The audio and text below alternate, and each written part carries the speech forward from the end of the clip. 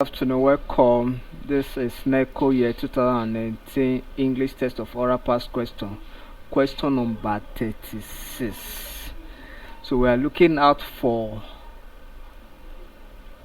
among the list of options, the word or the option that entails the primary or main stressed.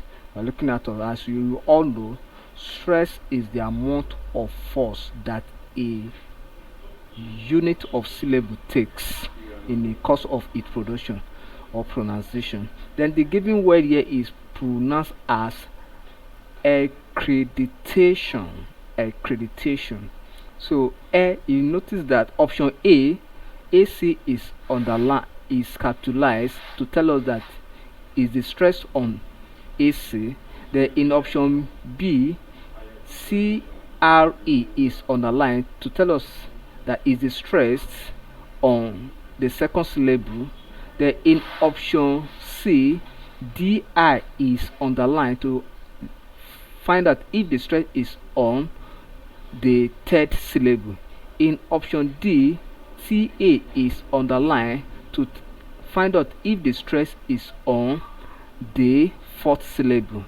Then in option E, ION, a TION is underlined to find out if the stress actually falls on TION. So by pronunciation, accreditation. So if you notice that the stress is not on because by rising and falling tone condition, is normal, is at the nominal level. Then accre is not rising.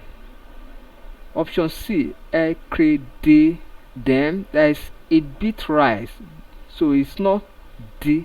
Then when I get to accreditation, then the shun falls. Then the correct option here is option D, which is, so the stress position of this word is the T. Thank you and God bless you. Kindly subscribe for more of our videos.